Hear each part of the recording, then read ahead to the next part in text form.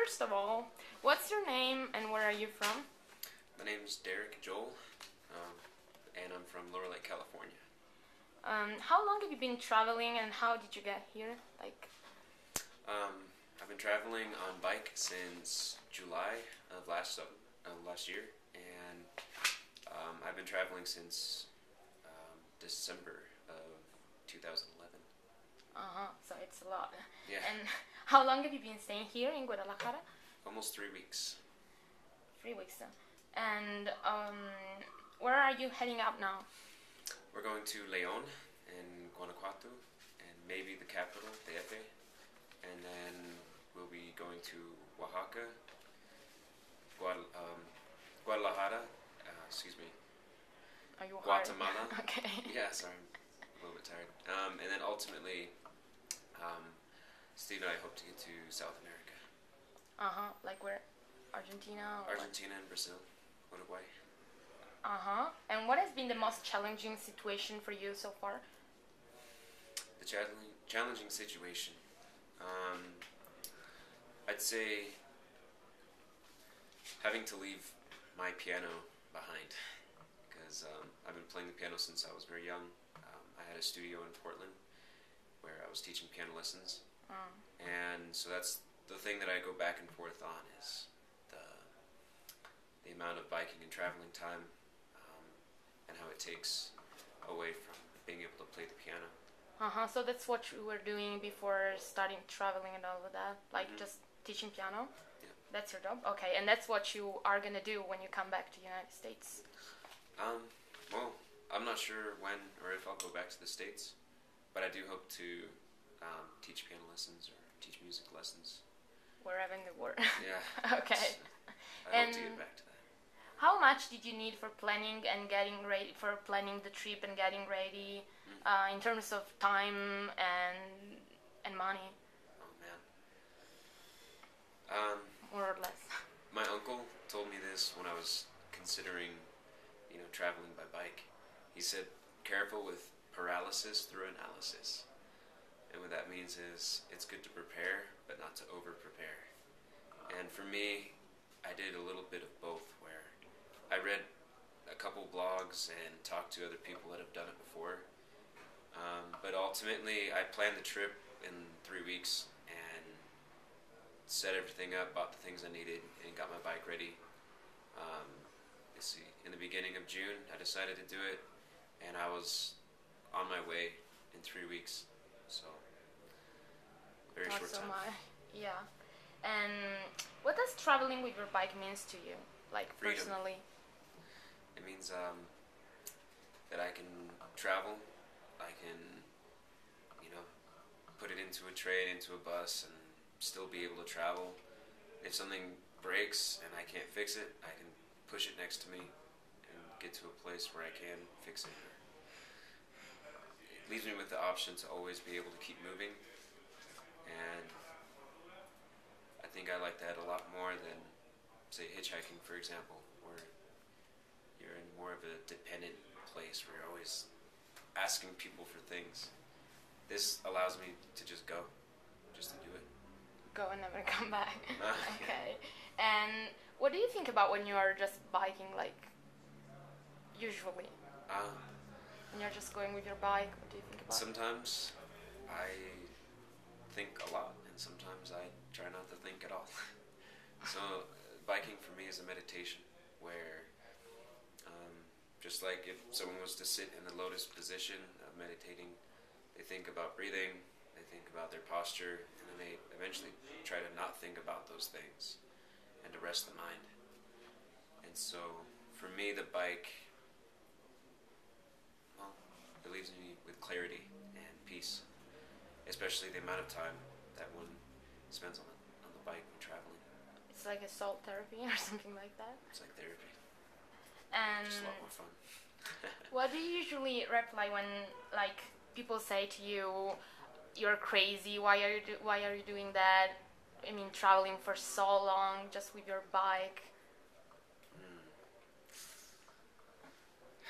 Usually I tell them that it's just a way of life, but I really feel like I would be crazy to be in an office job and not like it, or to be doing something that I didn't like but putting myself through it anyways. And I'm doing something that I can put my whole heart behind, and that's why I really ride the bike. I don't think that's crazy. No, me neither, but I don't know. Just I think people ask something like that sometimes, no? Yeah, they do. Okay, and you told me that you've been in Guadalajara for like 3 weeks or something. Okay, so you know a little bit the city and everything. What do you think about Guadalajara? You like it? I love it. Otherwise, I wouldn't be spending so much time here.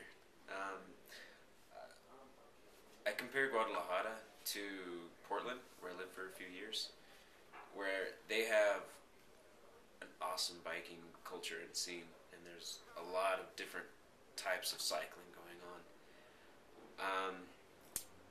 And that same passion that people have for cycling there, they have here, except I'd say like structurally and like accessibility is probably 50 years behind, where they don't have proper bike lanes for safety.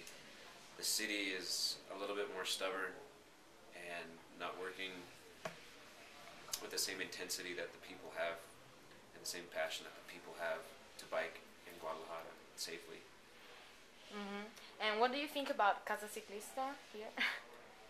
I think Casa Ciclista is a really cool combination of like a cycling hostel and I don't know, maybe what it was like to be in the same underground room as the Black Panthers or the other activists like Martin Luther King, because people have, you know, papers on the wall and like string attaching all their ideas and a big table that they gather around and come up with ideas for progress.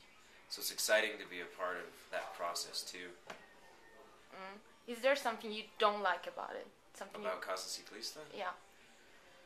Oh man, no. Nothing at all. No. And what do you think about this project, the Worms Shower? You think it's useful? You think it would be useful to have more like Casa Ciclista around the world? Yes. Yeah, it would be useful. Okay, and how is the situation for bikers in your country, United States? I mean, of course, you maybe don't know about all of the United States, but something like that, like in your own country, like in California, right? Yeah, I spent 20 years, my first 20 years in California, and so I got to ride in the Bay Area and Napa Valley. I grew up in Lake County, spent time in Sacramento, and so, oh man, it has a lot to offer, whether it's on the trails, like dirt trails, or urban cycling. And I feel like in those cities that there's different options.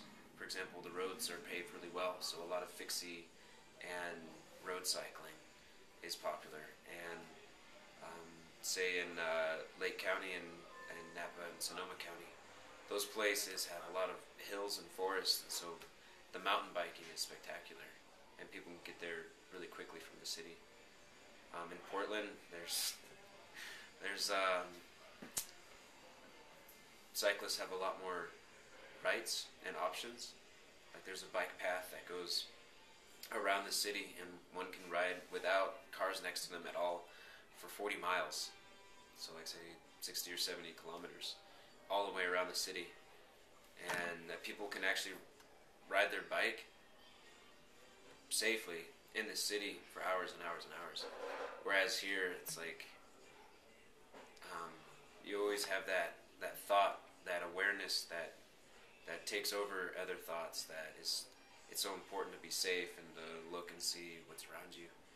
And you know, sometimes it's fun, like it's a rush, going in between cars and you know, going around corners and being a part of like the urban flow. But other times it's nice just to cruise, and I think it's awesome that Guadalajara they have like the Sunday rides where they close down most of the main roads. I think it'd be cool if they had more of that. And you know, I love the group rides where a group can make a BC bus, take over one lane. Like those things are awesome, and I think that's what I love most about HDL and BC, is that they're offering more options and other things that improve safety, and that doesn't necessarily require the government or the city officials to do, or like they're not depending on the city officials to write the rules or to start building, that they're doing everything they can without that option. And did you also learn something new here in Casa Ciclista, like fixing your own bike? I don't know, anything like that? Or Yeah, I was able to build my own wheel. So I bought a new rim and was able to repair it from hubs to spokes, and Bernardo helped me do that the whole way. So thanks, Bernardo. And in conclusion, last question, what have you learned about human beings and the world in general, during your trip, while doing that? Something new? I learned that beyond the color of culture, like say, what food people make, or how people like to spend time alone together, how the community spends time, or what people like to do. Beyond all those differences and that color of character, there's like an essence of what connects everybody.